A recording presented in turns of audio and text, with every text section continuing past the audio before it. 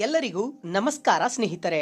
ನಾವು ನಮ್ಮ ಮೊಬೈಲ್ನಿಂದ ಅಥವಾ ನಮ್ಮ ಕಂಪ್ಯೂಟರ್ನಿಂದ ಮನೆಯಲ್ಲೇ ಕುಳಿತು ಆನ್ಲೈನ್ ಮೂಲಕ ನಮ್ಮ ಆಧಾರ್ ಕಾರ್ಡ್ ಆಧಾರಿತ ಹಣ ಯಾವುದೋ ಬ್ಯಾಂಕಿಗೆ ಜಮಾ ಆಗುತ್ತಿದ್ದು ಬೇರೆ ಬ್ಯಾಂಕಿಗೆ ಇನ್ನು ಮುಂದೆ ಜಮಾ ಆಗಬೇಕು ಅಂದರೆ ನಾವು ಅದನ್ನು ಆಧಾರ್ ಲಿಂಕ್ ಅನ್ನು ಹೇಗೆ ಬದಲಾಯಿಸಬಹುದು ಅನ್ನೋದನ್ನು ಈ ವಿಡಿಯೋದಲ್ಲಿ ನಿಮಗೆ ತಿಳಿಸಿಕೊಡ್ತೇನೆ. ಸರ್ಕಾರವು ಹಾಕುವ ಹಣವು ಅಂದರೆ ಗೃಹಲಕ್ಷ್ಮಿ ಹಣ, ಪ್ರತಿ ತಿಂಗಳು ಪಿಂಚಣಿ ಹಣ, ಪಿಎಂ ಕಿಸಾನ್ ಹಣ ಸೇರಿದಂತೆ ಡಿಬಿಟಿ ಮೂಲಕ ಆಧಾರ್ ಆಧಾರಿತವಾಗಿ ಜಮಾ ಆಗುವ ಎಲ್ಲ ಹಣವನ್ನು ಯಾವ ಬ್ಯಾಂಕಿಗೆ ಜಮಾ ಆಗುತ್ತಿದೆ ಅಂತ ನೋಡಲು ಚೆಕ್ ಮಾಡಲು ಬರುತ್ತದೆ.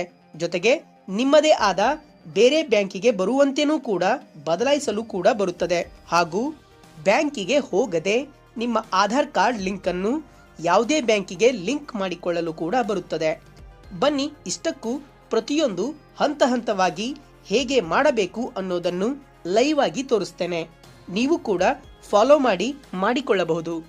ಒಟ್ಟಿನಲ್ಲಿ ಹೇಳುವುದಾದರೆ ನಿಮ್ಮ ಆಧಾರ್ ಕಾರ್ಡ್ಗೆ ಯಾವ ಬ್ಯಾಂಕ್ ಅಕೌಂಟ್ ಲಿಂಕ್ ಆಗಿದೆ, ಯಾವುದಕ್ಕೆ ಹಣ ಹೋಗ್ತಾ ಇದೆ, ಅದನ್ನು ನಮ್ಮದೇ ಆದ ಬೇರೆ ಬ್ಯಾಂಕ್, ಉದಾಹರಣೆಗೆ ನಮಗೆ KGB ಬ್ಯಾಂಕಿಗೆ ಹೋಗ್ತಾ ಇದೆ, SBI ಬ್ಯಾಂಕಿಗೆ ಹೋಗ್ತಾ ಇದೆ, ಅದನ್ನು ನಾನು ICICI ಬ್ಯಾಂಕಿಗೆ ಸರ್ಕಾರದಿಂದ ಬರುವ ಎಲ್ಲ ಹಣವನ್ನು DBT ಆಧಾರವಾಗಿ ಬರುತ್ತಿದ್ದು ಅದನ್ನು ನಾವು ಬದಲಾಯಿಸ್ಕೋಬೇಕು ಅಂತ ಅಂದ್ರೆ ನೀವು ಈ ಒಂದು ನಾನು ತೋರಿಸುವ ಲೈವ್ ವಿಡಿಯೋ ಮುಖಾಂತರ ಹೇಗೆ ಮಾಡ್ತಾ ಇದ್ದೇನೆ ನೋಡಿಕೊಂಡು ಅದೇ ರೀತಿಯಾಗಿ ನೀವು ಕೂಡ ಬ್ಯಾಂಕಿಗೆ ಬರ್ತಕ್ಕಂತಹ ಸರ್ಕಾರದ ಹಣವನ್ನ ಬದಲಾಯಿಸ್ಕೋಬಹುದು.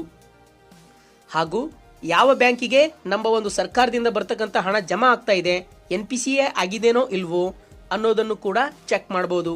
ಹಾಗೂ NPCI ಆಗಿದ್ದಿಲ್ಲ, ಆಧಾರ್ ಅಕೌಂಟ್ಗೆ ಲಿಂಕ್ ಆಗಿದ್ದಿಲ್ಲ ಅಂದ್ರೂ ಕೂಡ ಈ ವಿಡಿಯೋದಲ್ಲಿ ತೋರಿಸುವ ಮೂಲಕ ಹಾಗೆ ಮಾಡಿಕೊಂಡ್ರೆ ನೀವು ಕೂಡ ನಿಮ್ಮ ಬ್ಯಾಂಕ್ ಅಕೌಂಟ್ಗೆ ಆಧಾರ್ ಕಾರ್ಡ್ ಅನ್ನ ಲಿಂಕ್ ಮಾಡ್ಕೋಬಹುದು. ಹಾಗೂ NPCI ಕೂಡ ಮಾಡ್ಕೋಬಹುದು. ಜೊತೆಗೆ ಹೇಗೆ ನಿಮ್ಮ ಒಂದು ಬ್ಯಾಂಕ್ ಅಕೌಂಟ್ಗೆ ಬರ್ತಾ ಇದೆ ಸರ್ಕಾರದ ಎಲ್ಲ ಹಣ, ಆದ್ರೆ ಆ ಬ್ಯಾಂಕಿಗೆ ಹೋಗೋದು ತುಂಬಾ ಕಷ್ಟ ಆಗ್ತಾ ಇದೆ, ಅಥವಾ ಬ್ಯಾಂಕ್ನವರು ದುಡ್ಡು ಸಡನ್ ಆಗಿ ಕೊಡ್ತಾ ಇಲ್ಲ, ಏನೋ ಸಮಸ್ಯೆ ಇರುತ್ತೆ, ಅಥವಾ ಬ್ಯಾಂಕಿನಲ್ಲಿ ಸಾಲ ಇರುತ್ತೆ, ಸಾಲಕ್ಕಾಗಿ ಹಣವನ್ನ ಸರ್ಕಾರದಿಂದ ಬರ್ತಕ್ಕಂಥವು ಎಲ್ಲ ಹಣವನ್ನ ಚುಕ್ತಾ ಮಾಡ್ಕೊಳ್ತಾ ಇದ್ದಾರೆ. ಸರ್ಕಾರದಿಂದ ಬರ್ತಕ್ಕಂತಹ ಎಲ್ಲ ಇನ್ಶೂರೆನ್ಸ್ ಹಣ ಆಗಿರ್ಲಿ, ಯಾವುದೇ ಒಂದು ಆಧಾರ್ ಕಾರ್ಡ್ ಲಿಂಕಿನ ಮೂಲಕ ಬರ್ತಕ್ಕಂಥ ಸರ್ಕಾರದ ಎಲ್ಲ ಹಣವನ್ನ ಸಾಲಕ್ಕಾಗಿ ಜಮಾ ಹಾಕೊಳ್ತಾ ಇದ್ದಾರೆ ಅಂತ ಅನ್ನೋದನ್ನ ಅಂತ ಇದ್ರೆ ನೀವು ನಿಮ್ಮದೇ ಆದ ಇನ್ನೊಂದು ಬ್ಯಾಂಕಿನ ಅಕೌಂಟ್ಗೆ ಸರ್ಕಾರದಿಂದ ಬರ್ತಕ್ಕಂತಹ ಹಣವನ್ನ ವರ್ಗಾವಣೆ ಮಾಡ್ಕೋಬಹುದು. ಅದನ್ನು ಹೇಗೆ ಮಾಡ್ಕೋಬೇಕು ಅನ್ನೋದನ್ನ ಈ ಒಂದು ವಿಡಿಯೋದಲ್ಲಿ ನಿಮ್ಗೆ ಲೈವ್ ಆಗಿ ತೋರಿಸ್ತೇನೆ. ಅದನ್ನ ನೀವು ಕೂಡ ಫಾಲೋ ಮಾಡಿ ನಿಮ್ಮ ಒಂದು ಬ್ಯಾಂಕ್ ಖಾತೆ ಯಾವ ಆಧಾರ್ ಕಾರ್ಡ್ಗೆ ಆಧಾರ್ ಕಾರ್ಡ್ ಅನ್ನ ಯಾವ ಬ್ಯಾಂಕಿಗೆ ಲಿಂಕ್ ಇದೆ ಲಿಂಕ್ ಮಾಡ್ಕೋಬಹುದು, NPCI ಮಾಡ್ಕೋಬಹುದು, DBT ಮಾಡ್ಕೋಬಹುದು, ಮತ್ತು ಈ ಎಲ್ಲವನ್ನು ಚೇಂಜ್ ಕೂಡ ಮಾಡ್ಕೋಬಹುದು. ಯಾವ ಬ್ಯಾಂಕಿಗೆ ಬೇಕಾದ್ರೆ ಸರ್ಕಾರದ ಹಣವನ್ನ ಬರುವಂತೆ ಅಂದ್ರೆ ಒಂದೇ ಒಂದು 5 ನಿಮಿಷದಲ್ಲಿ ಮಾಡ್ಕೊಳ್ಳುವ ಮೂಲಕ ನಿಮ್ಮ ಒಂದು ಬ್ಯಾಂಕ್ ಖಾತೆಯನ್ನ ಚೇಂಜ್ ಮಾಡ್ಕೋಬಹುದು. ಬನ್ನಿ ಹೇಗೆ ಅಂತ ಕಂಪ್ಲೀಟ್ ಆಗಿ ತೋರಿಸ್ತೇನೆ. ನೀವು ನಿಮ್ಮ ಮೊಬೈಲ್ ನಲ್ಲಿ ಅಥವಾ ನಿಮ್ಮ ಕಂಪ್ಯೂಟರ್ ನಲ್ಲಿ ಹೀಗೆ ಫಾಲೋ ಮಾಡ್ಕೋಬಹುದು. ಬನ್ನಿ ನೋಡೋಣ. ಮೊಬೈಲ್ ಆಗಿರ್ಲಿ ಅಥವಾ ನಿಮ್ಮ ಕಂಪ್ಯೂಟರ್ ನಲ್ಲಿ ಆಗಿರ್ಲಿ ಈ ರೀತಿಯಾಗಿ ವೆಬ್ಸೈಟ್ ಅನ್ನ ಓಪನ್ ಮಾಡ್ಕೊಳ್ಳಿ. ಗೂಗಲ್ ವೆಬ್ಸೈಟ್ ಓಪನ್ ಮಾಡ್ಕೊಂಡು NPCI ಅಂತ ಟೈಪ್ ಮಾಡಿ. ನೋಡ್ರಿ ಈ ರೀತಿಯಾಗಿ NPCI ಅಂತ ಟೈಪ್ ಮಾಡಿ ಸರ್ಚ್ ಮಾಡಿದ ಮೇಲೆ national payment corporation of India ಅಂತ ಮೇಲ್ಗಡೆ ಬಂದಿದೆಯಲ್ಲ, ಈ ಫಸ್ಟ್ ಲಿಂಕ್ ಅನ್ನ ನೀವು ಕ್ಲಿಕ್ ಮಾಡಿ. ಕ್ಲಿಕ್ ಮಾಡಿದ ತಕ್ಷಣ ಈ ಒಂದು ವೆಬ್ಸೈಟ್ ಇಂಟರ್ಫೇಸ್ ಕಂಪ್ಲೀಟ್ ಆಗಿ ಓಪನ್ ಆಗುತ್ತೆ. ಓಪನ್ ಆದ್ಮೇಲೆ ಇಲ್ಲಿ NPCI ಅಂತ ಇದೆ ನೋಡಿ, ಅಬೌಟ್ NPC, ಕಸ್ಟಮರ್ ಅಂತ ಇದೆ ನೋಡಿ, ಆ ಕಸ್ಟಮರ್ ಮತ್ತೆ ಬಿಸ್ನೆಸ್ ಸ್ಟ್ಯಾಟಿಸ್ಟಿಕ್ಸ್ ಅಂತ ಇದೆ.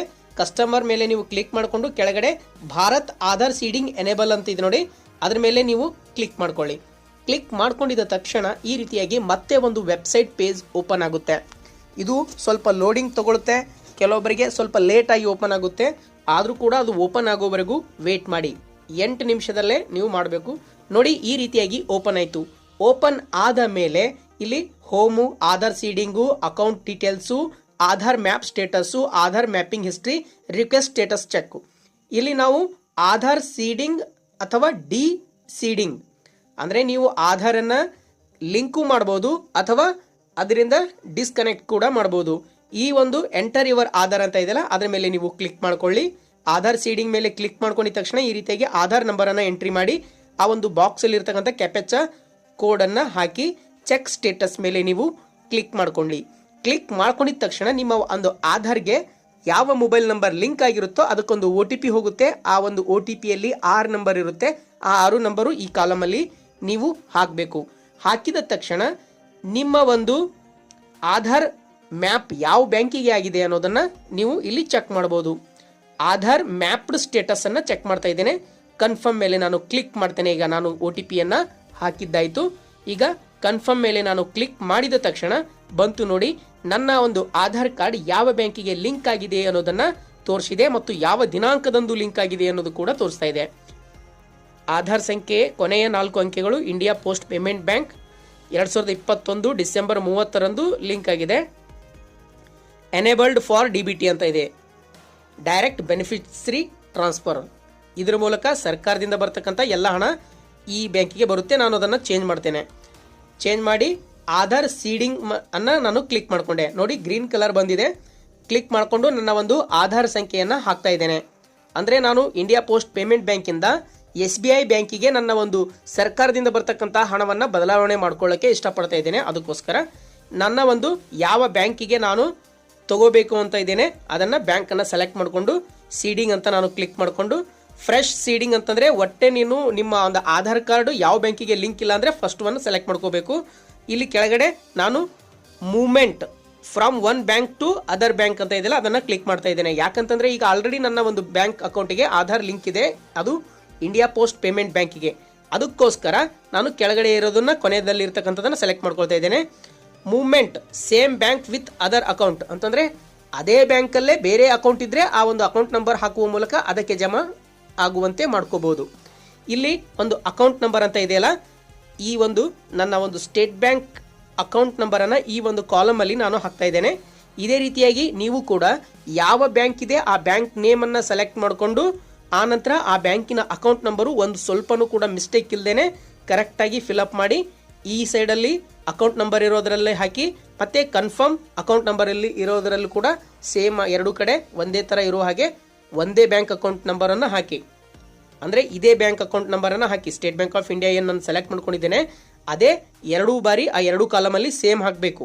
ಆಮೇಲೆ ಇಲ್ಲಿ ಅದನ್ನು ಟರ್ಮ್ಸ್ ಆ್ಯಂಡ್ ಕಂಡೀಷನ್ಸ್ ಎಲ್ಲ ಇದೆಯಲ್ಲ ಅದನ್ನು ಬೈ ಸಬ್ಮಿಟಿಂಗ್ ಅದು ಕ್ಲಿಕ್ ಮಾಡ್ಕೊಳ್ಳಿ. ಆನಂತರ ಈ ಒಂದು ಕ್ಯಾಪೆಚಾ ಕೋಡನ್ನು ಹಾಕಿ ಆನಂತರ ಸಬ್ಮಿಟ್ ಮಾಡಬೇಕು. ಈ ರೀತಿಯಾಗಿ ಈ ಒಂದು ಕ್ಯಾಪೆಚಾ ಕೋಡ್ ಹಾಕಿ ಸಬ್ಮಿಟ್ ಮಾಡಿದ ಮೇಲೆ ಮತ್ತೆ ಟರ್ಮ್ಸ್ ಆ್ಯಂಡ್ ಕಂಡೀಷನ್ಸ್ ಎಲ್ಲ ಕೇಳುತ್ತೆ. ಆಕ್ಸೆಪ್ಟ್ ಐ ಅಗ್ರಿ ಅಂತ ನೀವು ಇದೆಯಲ್ಲ ಅಗ್ರಿ ಆ್ಯಂಡ್ ಕಂಟಿನ್ಯೂ ಅದ್ರ ಮೇಲೆ ನೀವು ಕ್ಲಿಕ್ ಮಾಡ್ಕೊಳ್ಳಿ. ಕ್ಲಿಕ್ ಮಾಡ್ಕೊಂಡಿದ ತಕ್ಷಣ ಮತ್ತೆ ನಿಮ್ಮ ಆಧಾರ್ ಕಾರ್ಡ್ಗೆ ಯಾವ ಒಂದು ಮೊಬೈಲ್ ನಂಬರ್ ಲಿಂಕ್ ಇರುತ್ತೆ ಆ ಒಂದು ಮೊಬೈಲ್ಗೆ ಮತ್ತೆ OTP ಹೋಗುತ್ತೆ. OTPಯನ್ನು ಈ ಒಂದು ಕಾಲಮ್ಗಳಲ್ಲಿ ಅಂದರೆ ಈ ಒಂದು 6 ಬಾಕ್ಸ್ ಇದೆ, ಆ 6 ಬಾಕ್ಸಲ್ಲಿ 6 ಅಂಕೆಗಳನ್ನು ಹಾಕಿದ ಮೇಲೆ ನೀವು ಕನ್ಫರ್ಮ್ ಅಂತ ಕ್ಲಿಕ್ ಮಾಡ್ಕೊಳ್ಳಿ. ಕ್ಲಿಕ್ ಮಾಡ್ಕೊಂಡಿದ್ದ ತಕ್ಷಣ ನಿಮ್ಮ ಒಂದು ಬ್ಯಾಂಕ್ ಮೊದಲು ಇಂಡಿಯಾ ಪೋಸ್ಟ್ ಪೇಮೆಂಟ್ ಬ್ಯಾಂಕ್ ಇತ್ತು, ನಂತರ ಈಗ ಸ್ಟೇಟ್ ಬ್ಯಾಂಕ್ ಆಫ್ ಇಂಡಿಯಾಗೆ ಆಗ್ತಾ ಇದೆ ಅಂತ ಬಂತು ನೋಡಿ. Your Aadhaar number is currently mapped to India post payment Bank, please click to proceed. State Bank of ಇಂಡಿಯಾಗೆ ಲಿಂಕ್ ಆಗ್ತಾ ಇದೆ ನೋಡಿ. Aadhaar seeding is pending, success ಬಂತು ನೋಡಿ. ಆಧಾರ್ ಸೀಡಿಂಗ್ ಸಕ್ಸಸ್, ಸ್ಟೇಟಸ್ ಏನಾಗಿದೆ ಸಕ್ಸಸ್ ಆಗಿದೆ.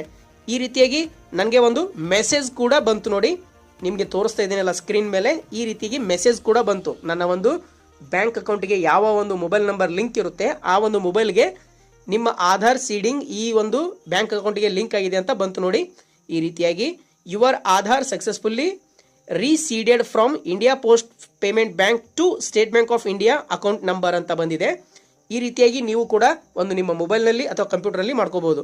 ಈಗ ಇಂಡಿಯಾ ಪೋಸ್ಟ್ ಪೇಮೆಂಟ್ ಬ್ಯಾಂಕಿಂದ ಸ್ಟೇಟ್ ಬ್ಯಾಂಕಿಗೆ ನಾನು ಸೀಡಿಂಗ್ ಮಾಡ್ಕೊಂಡಿದ್ದೇನೆ, ಅದು ಆಗಿದೆ ಇಲ್ಲೋದನ್ನು ಚೆಕ್ ಮಾಡೋಕ್ಕೆ ನಾನು ಅಕೌಂಟ್ ಡೀಟೇಲ್ಸ್ ಮೇಲೆ ಕ್ಲಿಕ್ ಮಾಡ್ಕೊಳ್ತಾ ಇದ್ದೇನೆ. ಕ್ಲಿಕ್ ಮಾಡಿದ ತಕ್ಷಣ ಈ ಒಂದು ಬಾಕ್ಸಲ್ಲಿ ಆಧಾರ್ ಸಂಖ್ಯೆಯನ್ನು ಹಾಕಿ ಕ್ಯಾಪೆಚಾ ಹಾಕಿ ಸಬ್ಮಿಟ್ ಮಾಡಿ ಮತ್ತೆ ಒಂದು OTP ಹೋಗುತ್ತೆ ನೋಡಿ. ನಾನು ಹಾಕ್ತಾ ಇದ್ದೇನೆ, ಹಾಕಿ ಕ್ಯಾಪೆಚಾವನ್ನು ಹಾಕಿ ಸಬ್ಮಿಟ್ ಮಾಡಿದೆ.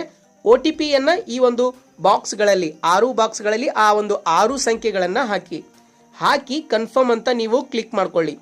ಕ್ಲಿಕ್ ಮಾಡ್ಕೊಂಡಿದ್ದ ತಕ್ಷಣ ಈಗ ನಿಮ್ಮ ಆಧಾರ್ ಸಂಖ್ಯೆಯು ಯಾವ ಒಂದು ಬ್ಯಾಂಕಿಗೆ NPC ಆಗಿ DBT ಆಗಿದೆ ಅನ್ನೋದನ್ನು ಈ ಒಂದು ಬಾಕ್ಸಲ್ಲಿ ಹಾಕಿ ಸಬ್ಮಿಟ್ ಮಾಡಿ ಕನ್ಫರ್ಮ್ ಮಾಡಿದ ತಕ್ಷಣ ನಿಮಗೆ ತೋರಿಸ್ತಾ ಇದೆ. ಸ್ಕ್ರೀನಲ್ಲಿ ನೋಡ್ತಾ ಇದ್ದೀರಲ್ಲ, ಈಗ ಬಂತು ನೋಡಿ processing, your request is pending status, kindly wait for some time ತೋರಿಸ್ತಾ ಇದೆ ನೋಡಿ. ಈಗ ತೋರಿಸುತ್ತೆ.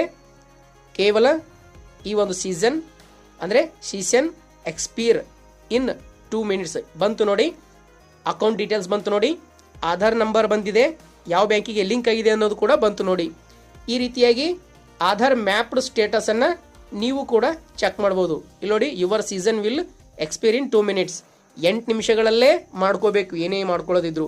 ಇಲ್ಲ 8 ನಿಮಿಷ ಮೀರೋಯ್ತು ಅಂತಂದ್ರೆ ಮತ್ತೆ ಹೋಮ್ ಪೇಜಿಗೆ ಹೋಗಿ ಮತ್ತೆ ರಿಟರ್ನ್ ಮತ್ತೆ ಇಲ್ಲಿಗೆ ಬರಬೇಕಾಗುತ್ತೆ. ಈ ರೀತಿಯಾಗಿ ನೀವು ಕೂಡ ಹಾಕಿ. ಮತ್ತೆ OTP ಬಂತು ನೋಡಿ, OTPಯನ್ನು ಹಾಕ್ತೇನೆ. OTP ಹಾಕಿದ ಮೇಲೆ ನಿಮ್ಮ ಒಂದು ಆಧಾರ್ ಸಂಖ್ಯೆಯು ಯಾವ ಬ್ಯಾಂಕ್ ಅಕೌಂಟಿಗೆ ಲಿಂಕ್ ಆಗಿದೆ ಈಗ ಅನ್ನೋದು ಕೂಡ ಈ ರೀತಿಯಾಗಿ OTPಯನ್ನು ಹಾಕಿ ಕನ್ಫರ್ಮ್ ಮಾಡಿದ ಮೇಲೆ ನಿಮಗೆ ಕಾಣಿಸುತ್ತೆ. ನೋಡಿ, ಅಕೌಂಟ್ ಡೀಟೇಲ್ಸ್ ಆಯಿತು. ಈಗ ಆಧಾರ್ ಮ್ಯಾಪ್ಡ್ ಸ್ಟೇಟಸ್ ನೋಡ್ತಾ ಇದ್ದೇನೆ. Aadhaar mapped status DBT enable State Bank of ಇಂಡಿಯಾಗೆ ಆಗಿದೆ. ಅಂದರೆ ನನಗೆ ಈಗ ಸರ್ಕಾರದಿಂದ ಬರ್ತಕ್ಕಂಥ ಹಣವನ್ನು ಇಂಡಿಯಾ ಪೋಸ್ಟ್ ಪೇಮೆಂಟ್ ಬ್ಯಾಂಕಿಂದ ಸ್ಟೇಟ್ ಬ್ಯಾಂಕ್ ಆಫ್ ಇಂಡಿಯಾಗೆ ನಾನು ಟ್ರಾನ್ಸ್ಫರ್ ತೊಗೊಂಡೆ. ಅದು ಈ ಕೇವಲ ಮನೆಯಲ್ಲೇ ಕುಳಿತುಕೊಂಡು ವಿತಿನ್ 5 minutes ಅಲ್ಲೇ. ಈ ರೀತಿಯಾಗಿ ನೀವು ಕೂಡ ಪ್ರತಿಯೊಬ್ಬರ ಆಧಾರ್ ಸಂಖ್ಯೆಯನ್ನು ಯಾವ ಬ್ಯಾಂಕಿಗೆ ಬೇಕೋ ಆ ಬ್ಯಾಂಕಿಗೆ ನೀವು ಸರ್ಕಾರದಿಂದ ಬರ್ತಕ್ಕಂಥ ಹಣವನ್ನು ಬದಲಾವಣೆ ಮಾಡ್ಕೋಬಹುದು, ಅಥವಾ ಯಾವ ಬ್ಯಾಂಕಿಗೆ ಲಿಂಕ್ ಆಗಿದೆ ಅನ್ನೋದನ್ನು ಚೆಕ್ ಮಾಡ್ಬೋದು. ಅಥವಾ ಯಾವುದೂ ಬ್ಯಾಂಕಿಗೂ NPCI ಆಗಿಲ್ಲ ಅಂತಂದರೆ ನೀವು ಇಲ್ಲೇ ಕುಳಿತುಕೊಂಡು ಇದೇ ಒಂದು ವೆಬ್ಸೈಟ್ ಮೂಲಕ ಚೆಕ್ ಮಾಡಬಹುದು, ಹಾಗೆ ಲಿಂಕ್ ಕೂಡ ಮಾಡಬಹುದು. ಹಾಗಾಗಿ ಸರ್ಕಾರದಿಂದ ಪರಿಹಾರದ ಹಣವು ಕೂಡ ಇದೇ ರೀತಿಯಾಗಿ ಆಧಾರ್ ಲಿಂಕ್ ಇರ್ತಕ್ಕಂತಹ ಬ್ಯಾಂಕ್ ಖಾತೆಗೆ ಜಮಾ ಆಗೋದ್ರಿಂದ ನೀವು ಕೂಡ ಹೀಗೆ ಮಾಡ್ಬೋದು. NPCI ಮಾಡ್ಬೋದು, DBT ಲಿಂಕ್ ಮಾಡ್ಬೋದು, NPCI ಮಾಡ್ಬೋದು, ಹಾಗೂ ಪ್ರತಿಯೊಂದಕ್ಕೂ ಕೂಡ ಈ ರೀತಿಯಾಗಿ ನಿಮ್ಮ ಒಂದು ಆಧಾರ್ ಸಂಖ್ಯೆಯನ್ನು ಬಳಕೆ ಮಾಡ್ಕೋಬಹುದು. ಹಾಗಾಗಿ ಈ ಒಂದು ವಿಡಿಯೋದ ಕೆಳಗಡೆ ಈ ಒಂದು ವೆಬ್ಸೈಟ್ನ ಲಿಂಕ್ ಕೂಡ ಇದೆ, ಅದನ್ನ ಕ್ಲಿಕ್ ಮಾಡಿ ನೀವು ನೇರವಾಗಿ ಚೆಕ್ ಕೂಡ ಮಾಡಬಹುದು. ಹಾಗಾಗಿ ಈ ವಿಡಿಯೋ, ಈ ಮಾಹಿತಿ ನಿಮಗೆ ಇಷ್ಟ ಆಗಿದ್ರೆ ಲೈಕ್ ಮಾಡಿ, ಶೇರ್ ಮಾಡಿ, ಕಮೆಂಟ್ ಮಾಡಿ, ಸಬ್ಸ್ಕ್ರೈಬ್ ಆಗೋದನ್ನ ಮಾತ್ರ ಮರಿಬೇಡಿ. ಹಾಗೂ ರಾಜ್ಯದ ಎಲ್ಲಾ ಗೃಹಲಕ್ಷ್ಮಿ ಫಲಾನುಭವಿಗಳಿಗೆ, ರೈತರಿಗೆ, ಪ್ರತಿಯೊಬ್ಬರಿಗೂ ಕೂಡ ತಲುಪುವವರೆಗೂ ಶೇರ್ ಮಾಡಿ. Thank you for watching.